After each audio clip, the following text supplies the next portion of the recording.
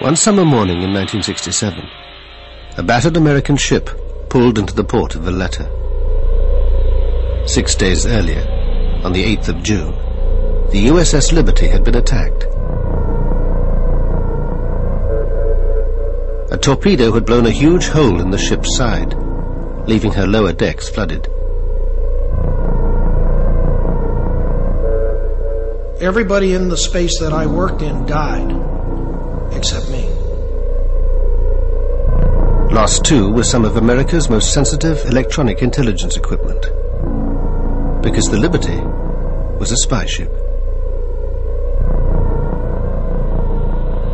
The Liberty should not have been there. It was no enemy that tried to sink the Liberty. It was America's ally, Israel, then fighting its Arab neighbors in the Six-Day War.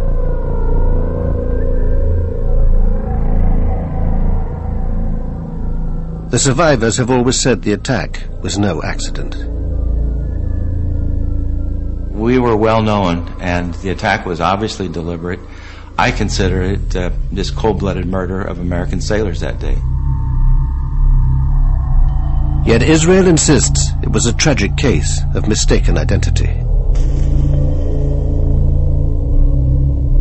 It's very embarrassing for a military force like the Israeli Defense Forces to make such a blunder, no doubt. But we admit our mistake. That does not mean that there was any intention or any conspiracy or anything of the sort. But the men of the Liberty claim there was a conspiracy, and that it's been covered up for 35 years. If it was an accident, it was the best planned accident I've ever heard of.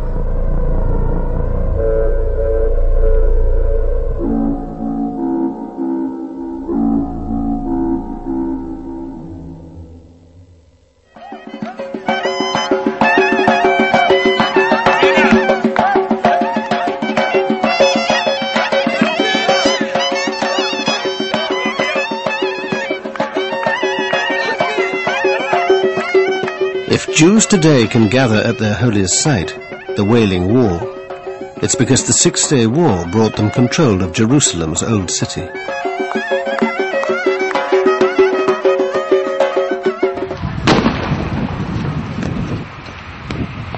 It's also brought 35 years of violence, hatred, and bloodshed.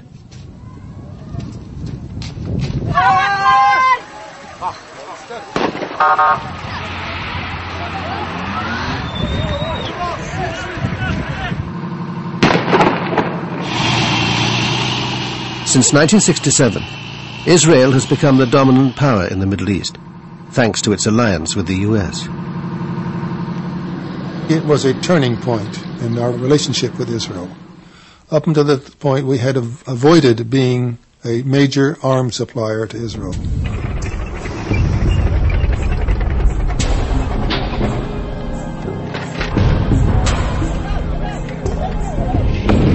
Paradoxically, the security of Israel became one of our strategic objectives, which it had never been in the past.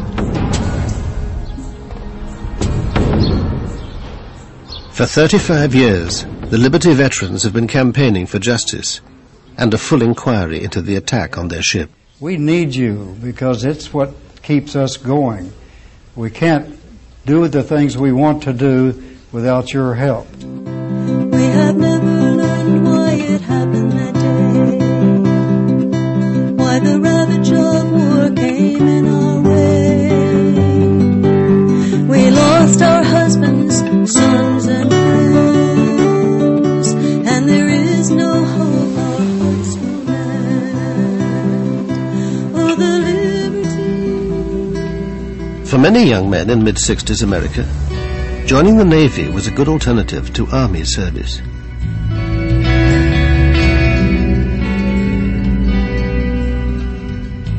It was kind of funny. I didn't want to go. It was Vietnam. My friends were coming back in body bags, and I put it off for a month. I got a second notice, and I figured I better do something, and I went and enlisted in the Navy, and went into the Navy and 13 weeks later after boot camp, I got onto the USS Liberty. Rankowski didn't yet know it, but the Liberty would also be on her way to war. While America was distracted by Vietnam, the Soviet Union was extending its influence in the Middle East. It backed radical governments in Syria and Egypt, whose president, Gamal Abdel Nasser, had become the Arab world's chief spokesman in its struggle with Israel. Egypt was under enormous pressure at the time. Pressure by the Arab partners. I remember the Jordanians calling President Nasser and telling him, "You are only bragging, you are not doing anything, you are letting down your Syrian allies," and things like that. And they saw it as a necessity to do something to help.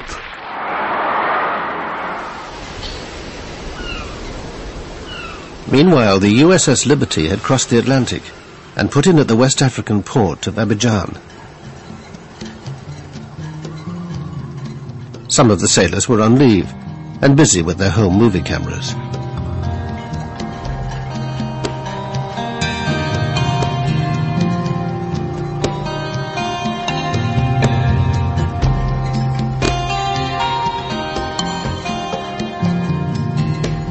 The Liberty was an unarmed ship designed to listen in on electronic communications and pass intelligence on to the highest levels of the US government.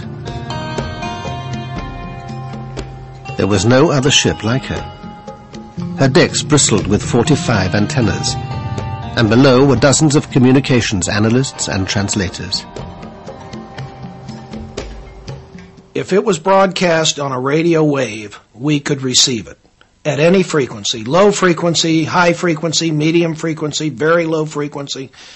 If it was out there, we could receive it. If we were listening and we heard a signal, and when we looked at it, we couldn't understand it, it was encrypted as well, we'd send it back to NSA and let them hit it with their computers. NSA, the National Security Agency, is America's top secret organization for handling electronic intelligence. From its headquarters outside Washington, it controlled the Liberty as she cruised slowly along the west coast of Africa. In May '67, Nasser moved thousands of Egyptian troops into the previously demilitarized Sinai Peninsula.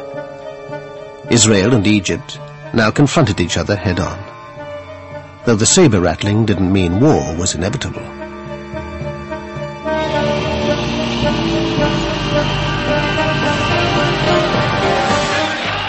Then Nasser raised the stakes. He closed the Straits of Tiran, cutting off the Israeli port of Eilat. Israel saw this as an act of war and began to mobilize. In fact, Hawks and the Israeli government had been waiting for a showdown with the Arabs. Both sides now prepared for war. Soon to be caught up in this was the USS Liberty. Her commander, William L. McGonigal, had been in the Navy since World War II. The crew included highly trained code breakers and radio experts, like Dave Lewis.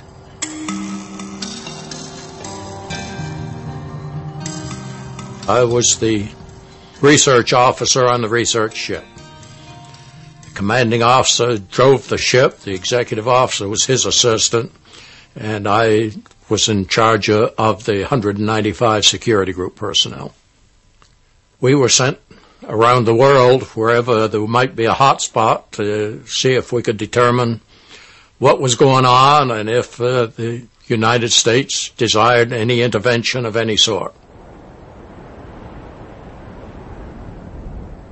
Life aboard the USS Liberty was like no other naval life. And in the 1960s, ships of that ilk operated independently. The commanding officer of the USS America, which was the flagship of the Sixth Fleet, didn't keep track of a ship that was sailing all by itself. When we were off duty, when the sailors were off duty, we went up topside and sunbathed. I mean, we wore pressed, starched, creased uniforms and spit-shine shoes, and our fingernails were never dirty. I mean, we were slick. McGonigal, he was a terrific person. We always on Sunday had a cookout on the fantail of the ship.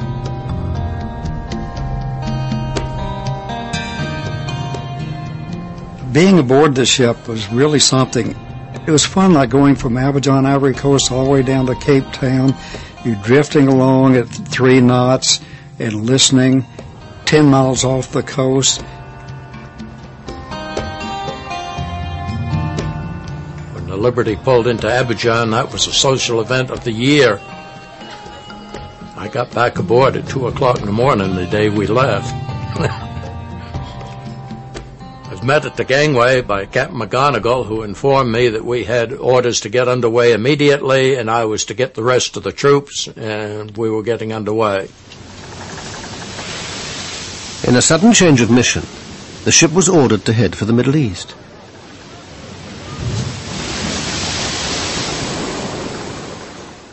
"5,000 miles away in Washington, Israel's hardline spymaster, Meir Amit, was making a secret visit to his friends in the CIA and the Pentagon. Amit's key meeting was with Robert McNamara, the U.S. Secretary of Defense. Amit wanted to know whether the Americans would back Israel if it struck the first blow. But the two men have very different memories of their encounter. I told him, look, we don't want even one soldier from you. All what we want from you to stop the Russian coming into the arena, and number 2, to help us after the war. So when I finished, he asked me 2 questions. 1, how long it will take? I said 1 week. How many casualties? I told him less than the War of Independence. So I asked him, Mr. Secretary, what do you advise to me? Can I go home now? Or stay here until things will clear up? He said, no, you go home, your place is there now. I drew the conclusion that it was a green light. Absolutely not. Because at that point, President Johnson and I and Dean Rusk had fully agreed that we must keep the U.S. in a position where if Israel called on us for military assistance to turn back the attack by Egypt and possibly turn back an attack by Egypt with the support of the Soviet Union, we had to be in a position that we could obtain the support of the American people and the Congress for applying military force in support of Israel. And we would not have that support if Israel had attacked Egypt. So our position was, no, don't initiate the attack. And I have no basis for believing that the Israeli you spoke of received any other indication from me than that. That same night, a young NSA linguist named Alan Blue was suddenly dispatched to join the Liberty. He was called in the middle of the night, around 2 o'clock in the morning, and he left the house. He went to NSA, and at noon the next day, he was on a plane to Rota, Spain. I'd never seen him that way. He was almost teary. He clung to me like he didn't when he had taken prior trips. Alan Blue met the ship at the Spanish port of Rota. By now, the crew had been told they were heading for the Gaza Strip. We knew that from the daily news that the Arab-Israeli situation was getting more and more hostile. That so far there was no war, but it looked to anybody who read the newspapers that there would soon be a war, and so we were sent out there, obviously, to listen to what was going on. Early on the morning of Monday, the 5th of June, Israel went to war. Its planes pounded airfields in Sinai and the Suez Canal zone, destroying most of Egypt's air force. These are the original shots taken by the gun cameras during the attacks on the Arab airfields.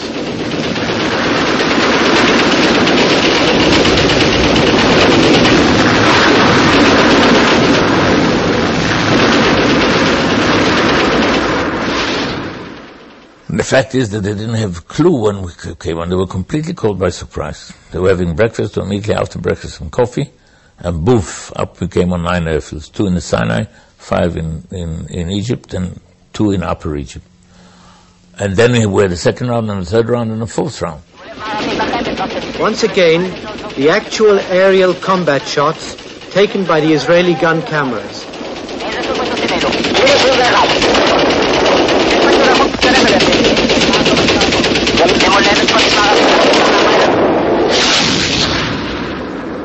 Meanwhile, the Soviet Union was boosting its military presence near the war zone. It moved 20 warships into the eastern Mediterranean. In response, the Pentagon ordered the 6th Fleet to keep all aircraft and ships at least 100 miles away from the coast. But one vessel received no such message. The USS Liberty steamed on towards the Sinai coast. We were told there was no need to worry. We had asked Commander 6th Fleet for an armed guard to go along with us, a destroyer.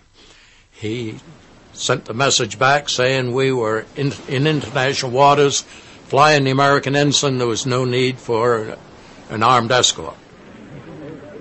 The Liberty was approaching a scene of total Israeli victory. On the 3rd day of the war, they'd taken the West Bank. But the big prize was the capture of Jerusalem's old city. I was elated when I heard it. Jerusalem, every Jew prays, I think, every day next year in Jerusalem. That evening, the Liberty arrived at her destination, off the Sinai coast.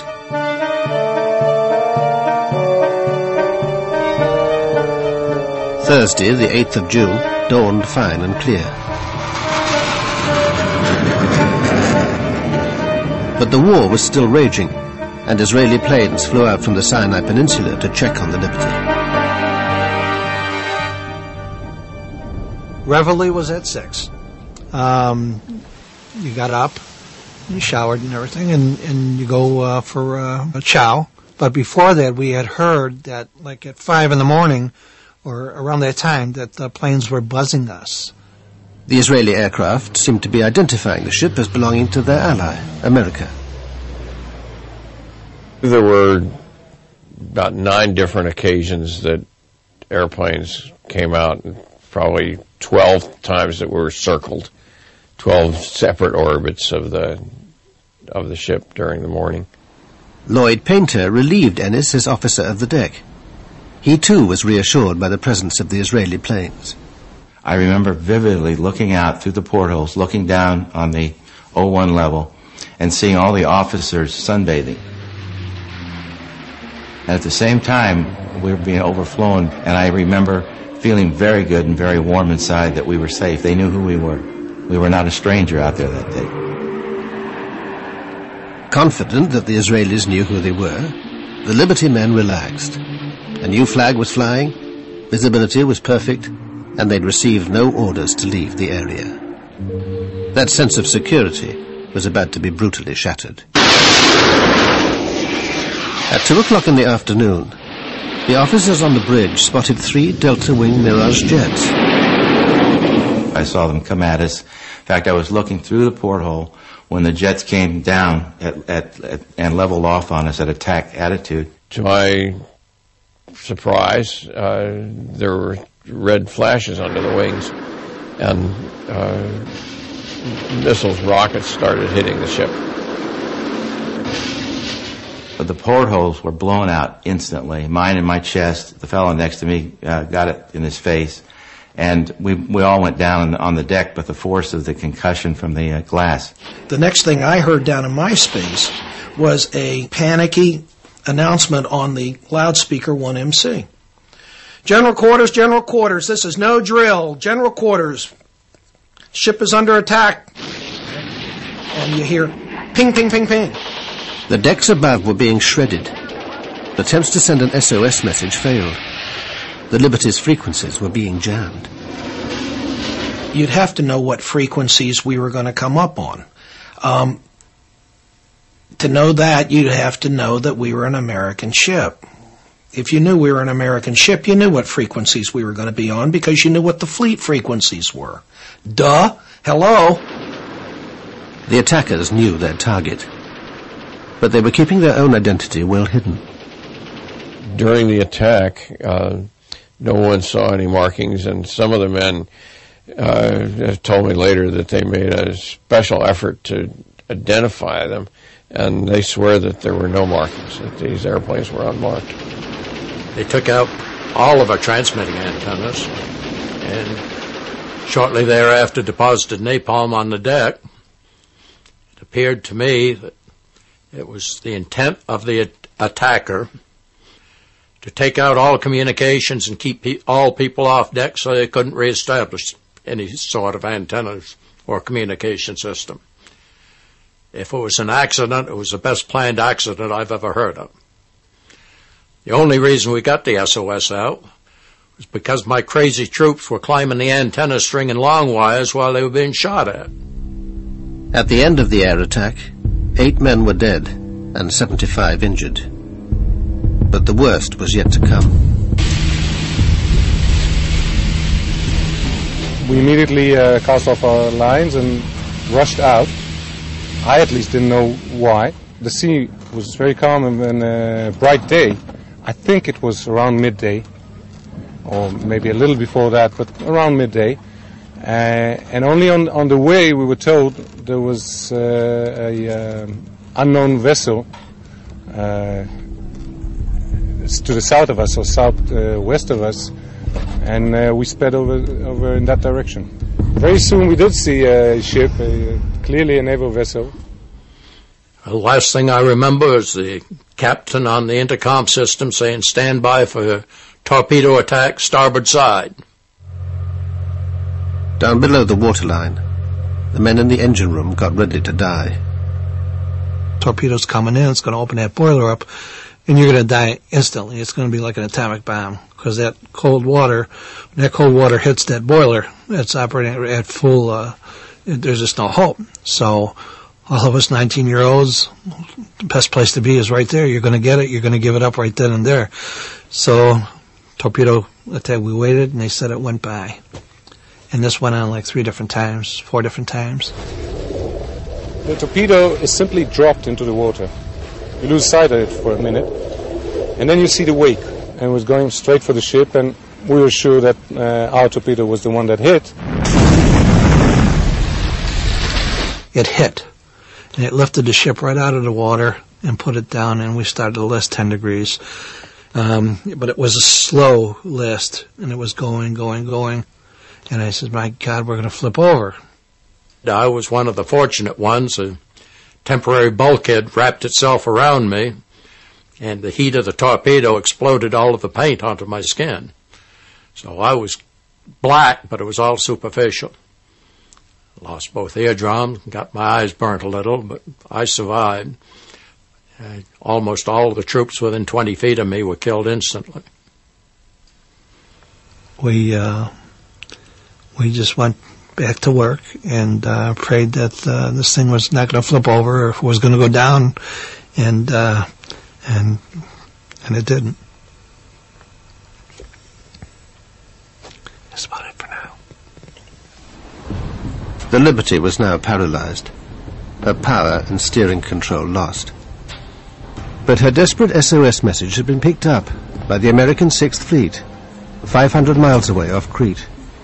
Retaliation was ordered for the attack. On the USS America, 2 bombers were readied while their fighter escort was launched.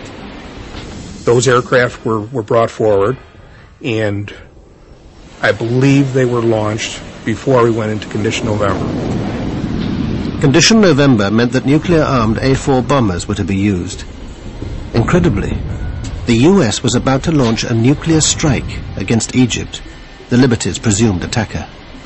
One of them was taxied forward to Cat 1, and it was it had like a shroud around the underside of the fuselage, and it had Marine guards escorting the A4. So that was a very unusual experience. I've never seen anything like that. There was a flash message, as I recall, from one of the carriers that said they had launched ready aircraft. The launching of ready aircraft, you understand, that is typically nuclear-armed aircraft. Cairo was about to be incinerated. The U.S. Embassy was told that an attack was coming. Richard Parker was the political consul. There was this message that the Navy was preparing to retaliate against Egypt for the attack on the Liberty. They thought that it was the Egyptians who attacked it. They were preparing to attack Egypt in response.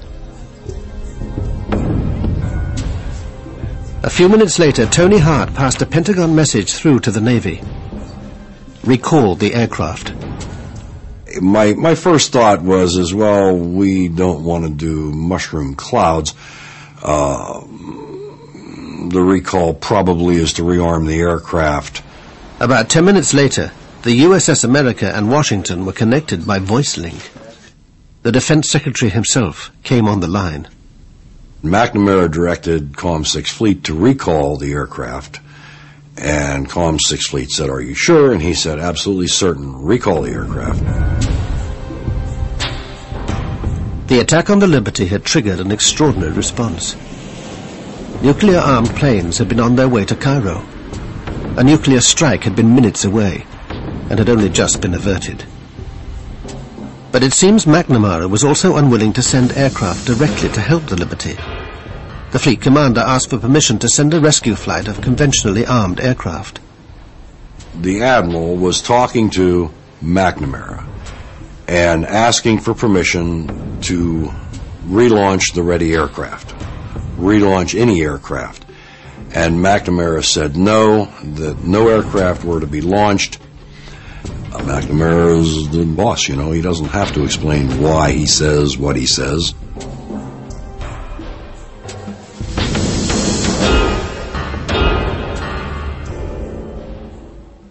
Dave Lewis heard from another officer about McNamara's dealings with the 6th Fleet.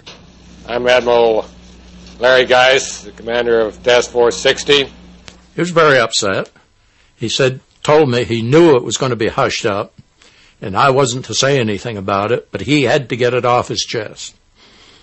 That he had sent aircraft and notified Washington, obviously via the Criticom network, because it got to Bob McNamara and Lyndon Johnson, and he had the aircraft recalled by Robert McNamara. So he said he reconfigured a flight of aircraft with aircraft incapable of carrying nuclear weaponry and relaunched it. He again notified Washington. Again, Robert McNamara ordered the aircraft recalled.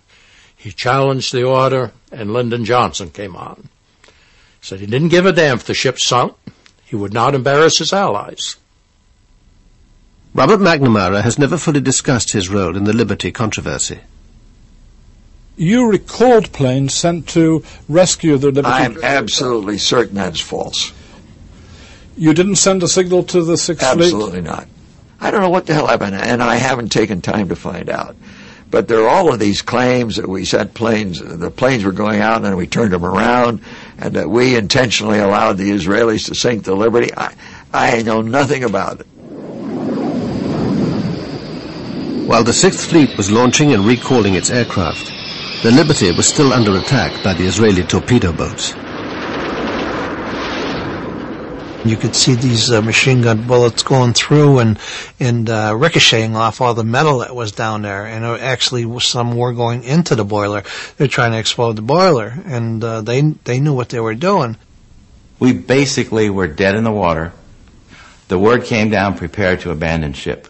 That meant prepare only, go up and get ready, get near the life rafts. Well, I went up first, popped the hatch, looked out for the life rafts. They were either gone or burning. And at the same moment, I looked to the stern of the ship, and I saw one of the torpedo boats methodically machine gunning one of our life rafts. that had floated back. We cut the life rafts loose because they were burning or had been damaged. And they floated back behind us, and he was machine gunning the life raft. And I knew that had there been anyone in there, they certainly wouldn't be alive. It happened so fast, it didn't seem real. None of the attacks seemed real to me. I was bewildered. I couldn't understand why they would do it to us. I just didn't understand a thing at that point. These guys didn't die for anything. They just died. They were slaughtered for nothing.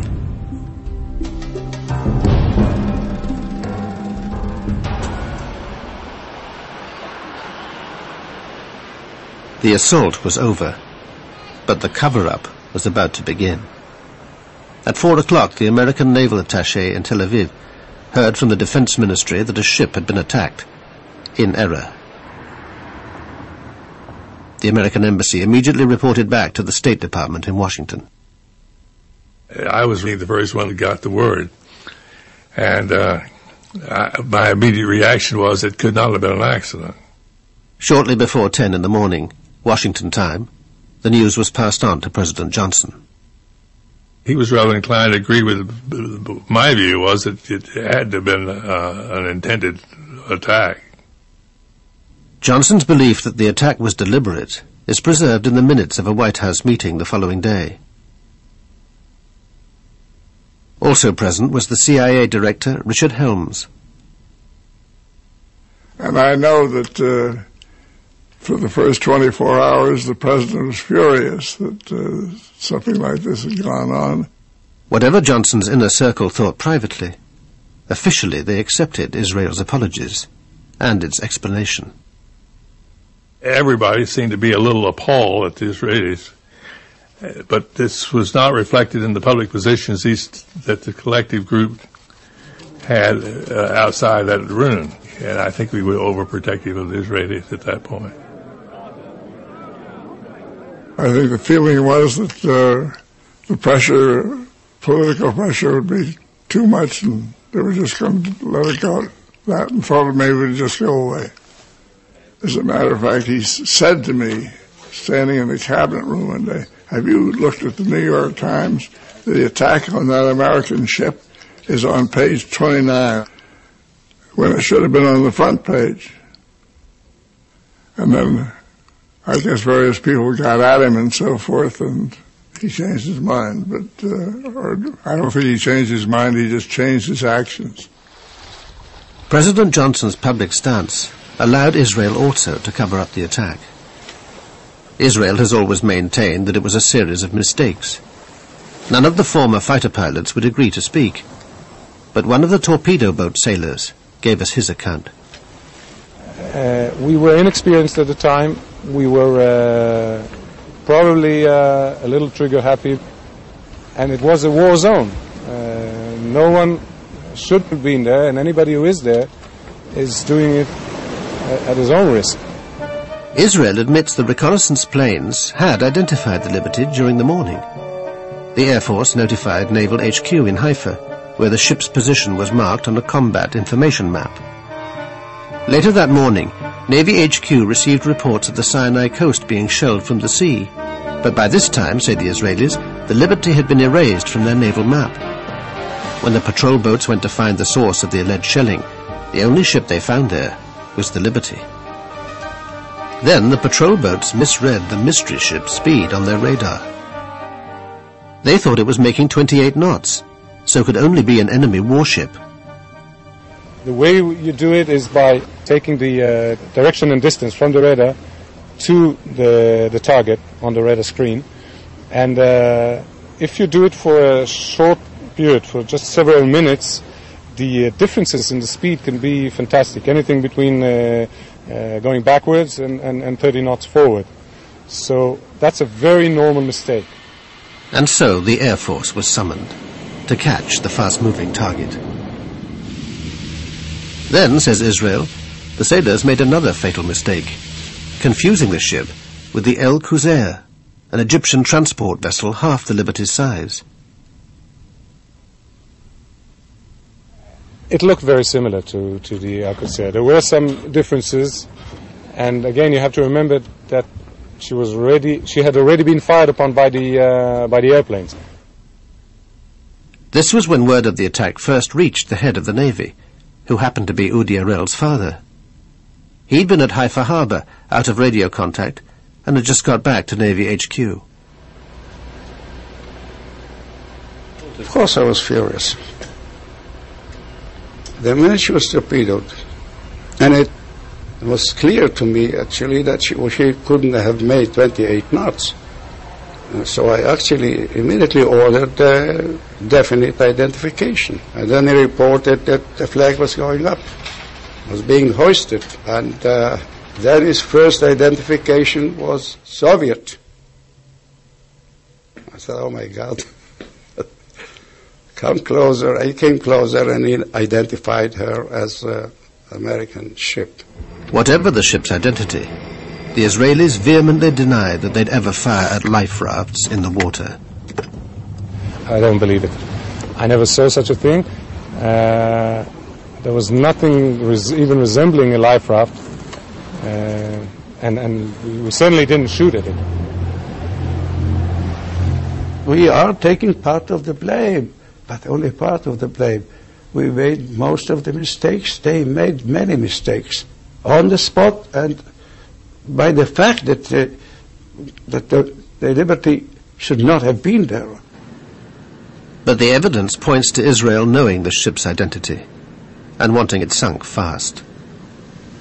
This U.S. Air Force intelligence analyst was following radio intercepts of the attack.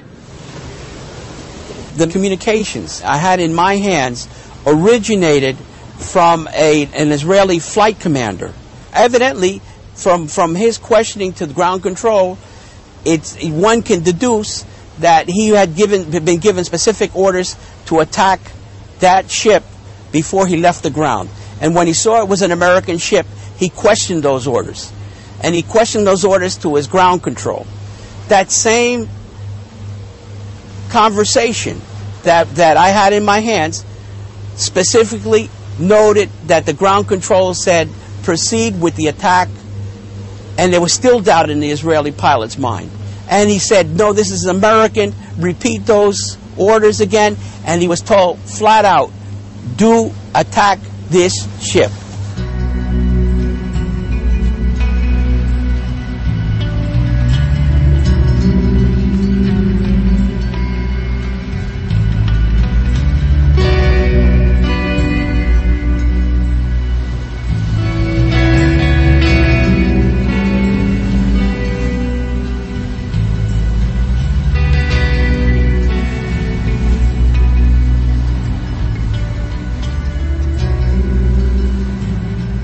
That night was a very long night.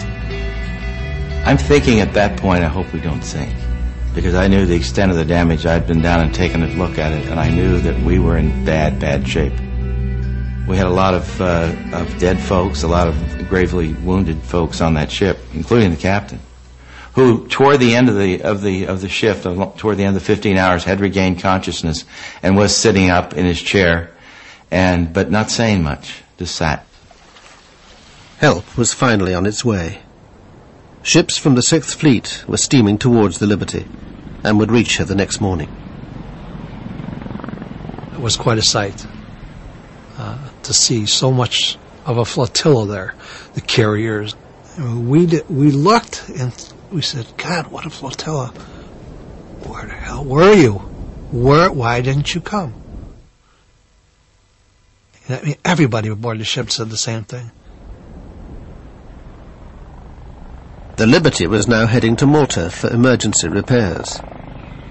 An important visitor was helicoptered aboard. Admiral Isaac Kidd was leading a naval inquiry into the attack. His behavior surprised the sailors. I thought he was a very strange person because he took his stars off and walked around, tried to walk around like a regular guy. You know, everybody knew who he was. But I thought that was rather strange. I didn't buy into that one real easy. He took his eagles off, and he says, well, guys, he says, you just pretend that I'm one of you guys now. Tell me all about it. So they told what they seen in that, and after a while, he put his pins back on, and he says, I don't want you guys talking about this at all to anybody, your shipmates. Don't be giving any interviews here while we're in Malta. He says anything that has to be told through your division officer, through your captain. Don't be talking to your family about. I mean, he was very specific. By this time, all the injured men had been taken aboard the rescue ships. I remember being hauled up into that helicopter in a basket that had been wrapped tightly around me from head to toe. The corpsman, not knowing which end was up, sat on my head all the way back. And all I could think of was what an ignominious way to die after having survived a torpedo attack.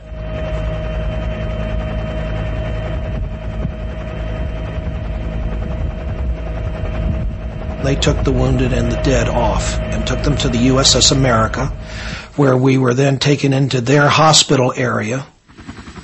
That was when the Navy and the might of the United States Navy was really with us. Up until then, it hadn't been.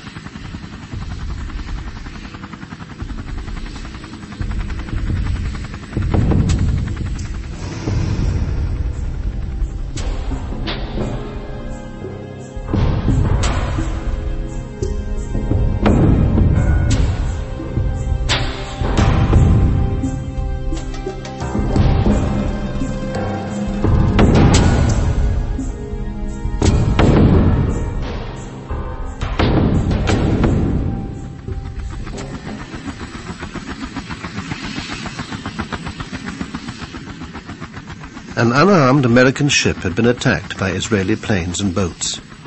34 sailors were dead, and the U.S. had done nothing to help. For the first time in 35 years, we can explain why. The theories cast light on the tangled web of American-Israeli relations. Some people suspect the ship might have been overhearing information on Israeli operations in the Sinai. I think they intended to attack the ship. Exactly why they wanted to, I'm not sure. They may have felt we were, with the Liberty, we were listening in to some conversations and other things that were going on that they didn't want us to know about. And they had been engaged in some pretty outlandish stuff in the course of the war. And I didn't think they wanted us to know all the detail of that.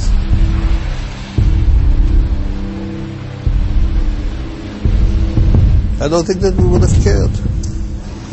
America was not an enemy. There was nothing they could in any way involve us, threaten us, concern us. No. I don't even know what were the task of the Liberty. What the purpose? To find out how the war was going on? I don't know.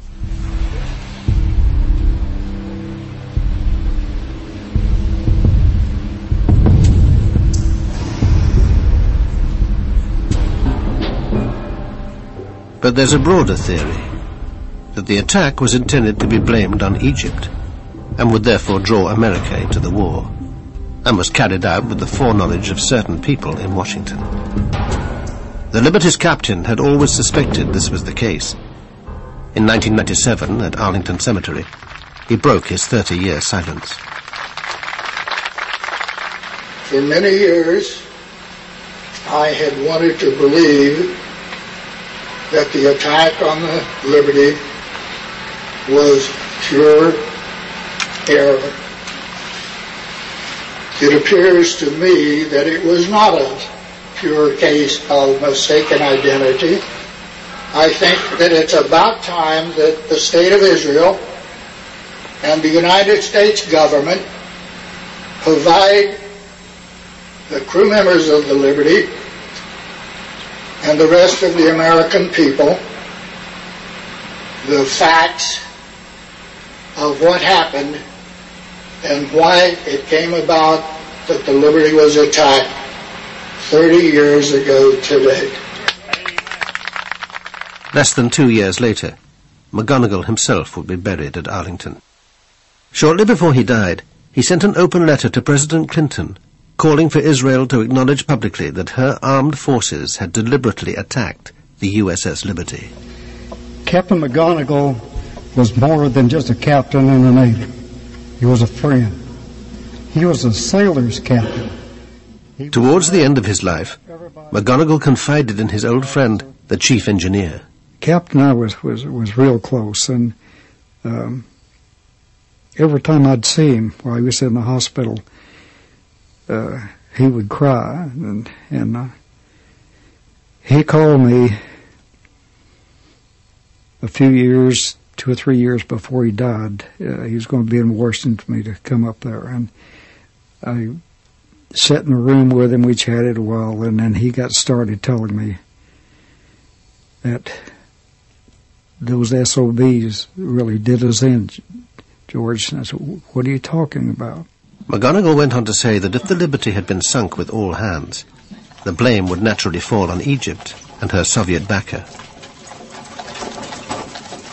We were guinea pigs to be sunk, and then we could say Egypt and Russia did it. That way the United States could have stepped right in and helped Israel. We found evidence that this was part of a larger plan hatched by Israeli and American intelligence to invade Egypt and overthrow Nasser, a plan codenamed Cyanide. A key figure was James Angleton, Israel's closest friend in the CIA, and unique beneficiary of a memorial from Mossad. Jim Ennis first came across cyanide almost by chance. I had gone to the LBJ library asking for, all Liberty documents, and this one-page paper came out of nowhere. Minutes from the 303 committee. The 303 committee was a secret group that used to meet at the old executive office building, round the corner from the White House. 303 committee was simply a device for examining covert operations of any kind and making a judgment on behalf of the president so he wouldn't be nailed with the thing if it failed. Here, in April 1967, the committee met to discuss a sensitive Defense Department project. It would involve the Liberty with a highly risky submarine operation to help Israel. Scribbled on the minutes is a note: submarine within UAR waters, another term for Egypt. Especially the fact that this was in the Liberty file suggested that this had to do with the submarine that was near us and with cyanide and all the other things. Dave Lewis had also heard about cyanide. One of his officers had told him the ship was carrying secret documents in connection with a submarine project. He said, there are sealed orders in my safe for Project Cyanide that involves communication via submarine in case of war. That's all I know about it. The orders were never opened. When the attack took place, there wasn't time. So I don't know what they said. What connection could this mysterious submarine have had with the Liberty? And why was it being discussed a full 2 months in advance of the war? The operation is still so sensitive that we could get no comment from US or Israeli intelligence. Operation Sinai. If I heard about it, I heard so. What was it?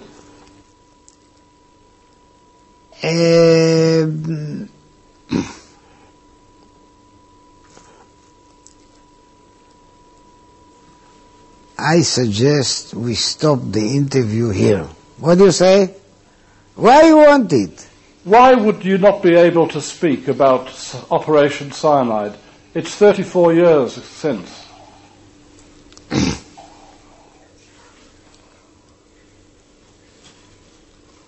Signature and loyalty to my country. Is it very sensitive? I am built so, and I know exactly what I am able to tell you, and I know exactly where I stop. And here I stop. Operation Cyanide was a joint Israeli-American venture using submarines and other covert-type intelligence gathering efforts against the UAR. But that has a logical explanation. The explanation is the UAR was totally Soviet equipped. They had Soviet advisors. The Soviet Union was our arch enemy at the time, and we were concerned in a volatile Mideast situation with the Soviet problem. We were concerned wherever the Soviets showed up, and they had considerable influence in the United Arab Republic. So there were these joint ventures with Israeli intelligence. We were strategic and tactical reconnaissance photo processing specialists. We flew probably 8 missions that day, all bomb damage assessment, all airports in disarray, lines of aircraft destroyed in place. From what we saw in that film, it was unchallengeable destruction of the enemy. This covert operation was also part of cyanide. Before the war, the team had secretly been sent to an Israeli air base in the Negev desert. The men wore unmarked uniforms and had no ID, while 4 American reconnaissance planes were disguised as Israeli. There was a hurry-up paint job done to the aircraft to identify them as Israeli aircraft, so that they would be in conformance with normal Israeli markings. No, not one single word of it is true. I don't know what is the man. I don't know. Fantasy. It's a fantasy. He's dreaming. He's making it up. Nothing. They can deny it now. Fine. Take a look at the reconnaissance information that the Israelis have that was published publicly in Time magazine, Life magazine, I think Look magazine. That was our work. The Israelis had no reconnaissance aircraft, and you can't get the detail off of gun cameras that was in those films. If it's true that America was secretly in the war against Egypt, this had to be kept quiet at all costs. Well, the implication would be very serious. I mean, first of all, it means that LBJ and his people around him had been lying to us through their teeth, and that may be a minor matter for most people, but it'd be important to us. But more important, it would mean an American participation in the attack on Egypt, a very serious thing for us to have done. And it would have, finished our relations with the Arab world for a long time to come. As it was, 6 Arab states broke relations with us.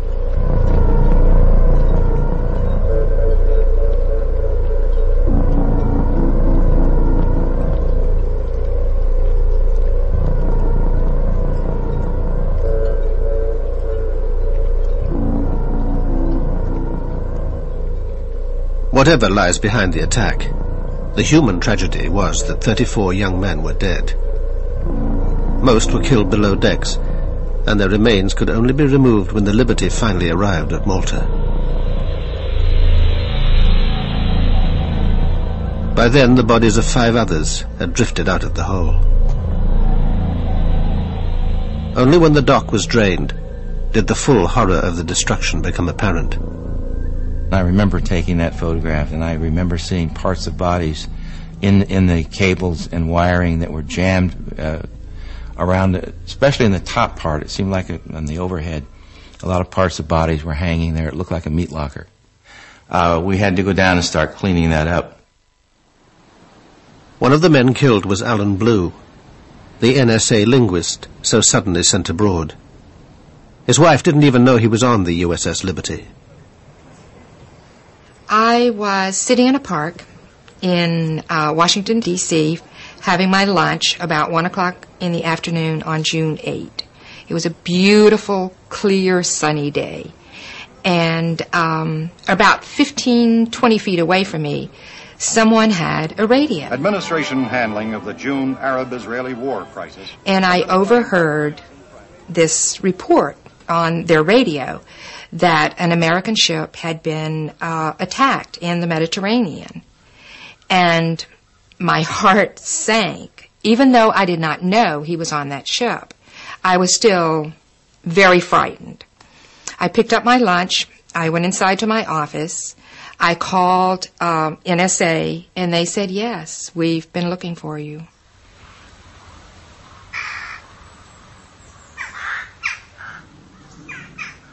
Alan Blue was later buried at Arlington National Cemetery. For the previous month, his widow had had to share her house with minders from the NSA. They told her nothing and controlled her contact with the outside world. I think they were anxious to not have any press around us at that time. No one from the NSA ever contacted me to explain what happened. There were many, many people at the service. I'm not sure who they all were. In Malta, meanwhile, the Liberty men were alarmed by the way Admiral Kidd was steering the naval inquiry. He seemed to have made up his mind in advance and was ignoring crucial evidence. I testified about 3 major items that I had witnessed. One was the captain's condition. I also testified about the armor-piercing projectiles that had been sent through our ship. And I also testified about the machine gunning of the life rafts by the Israeli torpedo boats. I testified, like I said, for about 2.5, 3 hours. I didn't know until, I don't remember, months later, that much of my testimony was never recorded. McGonigal had blacked out during the attack, so the chief engineer took command of the ship. Yet the inquiry wasn't interested in what he had to say. I got so peeved off I couldn't see straight. Before it broke up, I stood outside the door and wanted to go in there so that I could get my say in those minutes that were being taken. But he wanted to keep me out of that almost completely. The report was reviewed at the Navy's European headquarters by Merlin Starring, later the Navy's top lawyer. It didn't appear to support Kidd's conclusion that Israel had attacked in error. Well, I simply could not find an evidentiary basis for that conclusion. I had considerable trouble with the record in attempting to, as I read through it, attempting to find the evidence, the testimony, or other evidence that would support some of the findings or opinions or conclusions that the Court of Inquiry had drafted and had reached.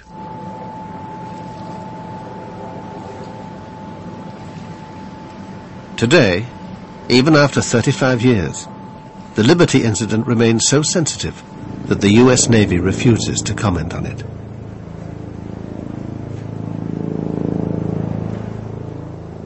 I think there was a cover-up. I think there were details known from talking with some of those crew. It was pretty bad. How can my personal view be other than my American view, which was that they intended to attack this ship, and there's no excuse that can be found for their saying that this was just a mistake? Most importantly, President Johnson, like Richard Helms, would also have been getting the radio intercepts. It's like a cable or a telex, right, that was sent to all the intelligence agencies and to the White House at the same time, because it was an American ship being attacked by a friendly power. Anything that's inimical and dangerous to the United States that the president has to see on a near real-time basis, he has to receive it. Did Johnson order a cover-up? No, that I'm aware of. But people were sworn to secrecy. The naval inquiry is regarded by many as incomplete. You ask McNamara about those questions. I'm not going to answer those.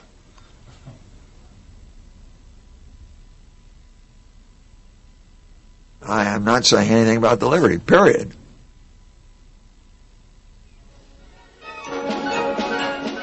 In Israel, it was soon business as usual. An inquiry attended by the Navy chief, Shlomo Arel, concluded that the attack was mainly due to a series of Israeli blunders. Despite this, nobody was charged or court-martialed. They didn't find anyone guilty of committing any crime or negligence or whatever. But this is, I don't want to make apologies for that, because it was outside my jurisdiction.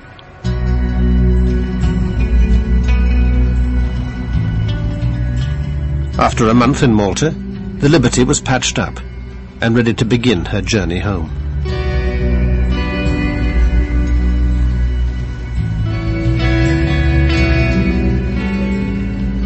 It was pretty eerie because we had to stand watches different times down where the torpedo had hit. We had to check for leaks, and you could smell the fuel oil, and it was so eerie. You know, your shipmates were just down there, and you'd swear that they were talking to you.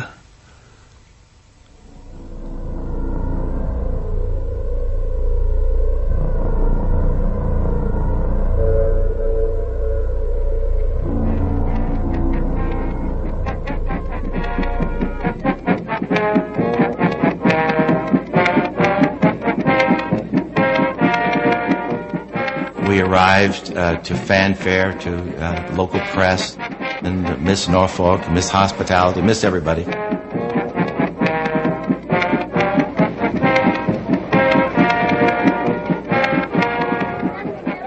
Anyway, they got us in and got us tied up, and all inside was nothing but just shell of a ship. Nothing was left.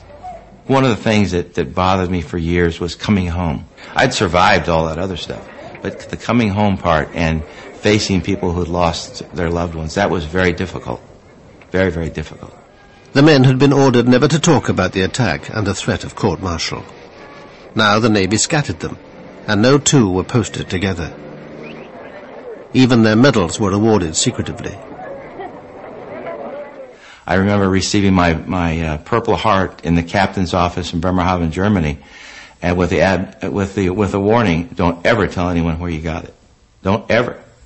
I knew at that time that things had gone terribly wrong with what had happened to us. I knew something was up, and so I basically made a decision to get out of the Navy. And I finished off my obligation, resigned my commission, and left the Navy. Captain McGonigal was given America's highest award, but with little ceremony. That's the only Congressional Medal of Honor that I'm familiar with that was not presented by the President of the United States. It's normal protocol for the President to present the CMH. It was presented by the Secretary of the Navy at the Navy Yard, a little base down in southeast Washington, rather than at the White House by the President.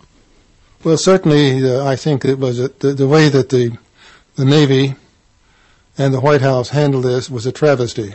Johnson didn't want this thing publicized. He thought it would harm relations with Israel and his relations with Jews in the United States. For Liberty, as you were commanding officer at that time. Thank you very much, sir.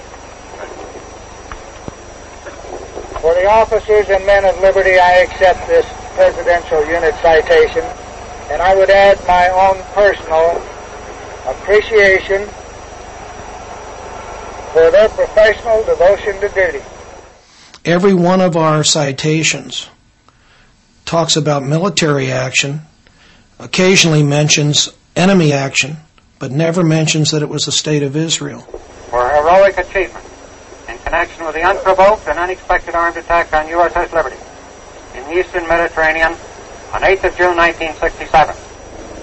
Silver Star Medal to Lieutenant George H. Golden. 3 times when told to stand by for torpedo attack. I witnessed a cover-up take place of the highest magnitude. I witnessed someone receiving the highest medal of the land, someone being promoted, someone given his choice of duty in the Navy for his silence.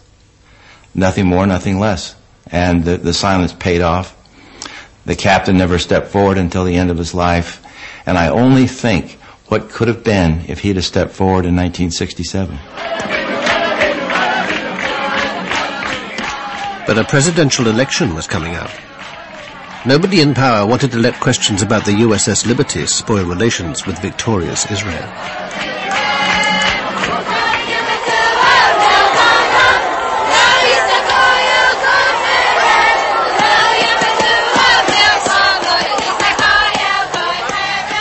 I think it should have caused more of a problem than it did. We went on in official reactions to each other, and we renewed our old friendships. Considered we really ignored it for all practical purposes, and we shouldn't have. It was a very bad thing.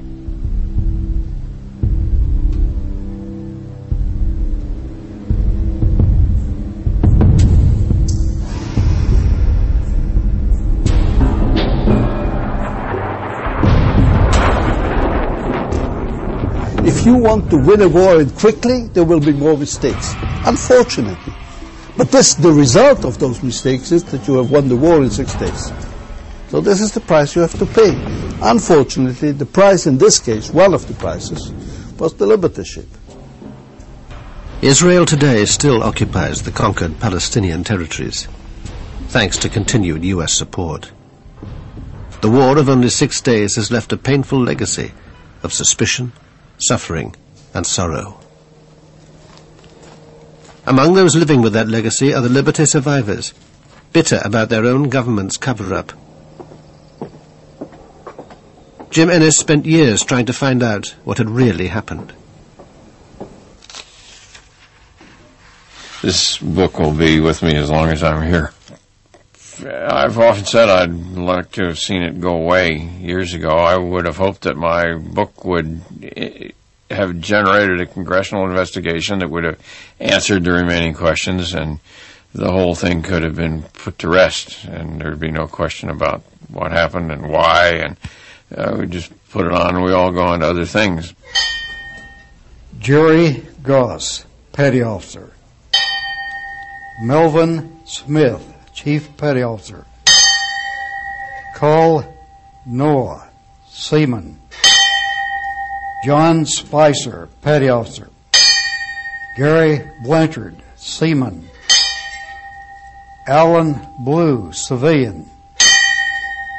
Jerry Converse, Petty Officer.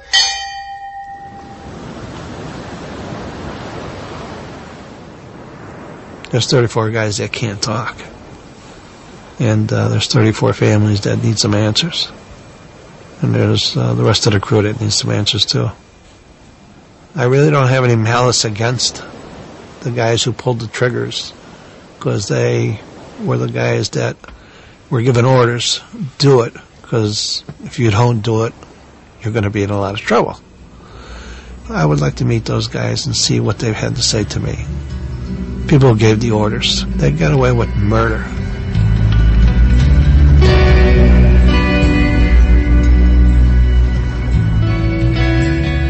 The BBC 4 Zone returns to BBC 2 next Tuesday with a profile of the influential advertising agency that included Charles Saatchi, Alan Parker and David Putnam, the man from the agency 11:20 next week. And starting now over on BBC 4, a contender for the coveted Samuel Johnson Prize for Fiction.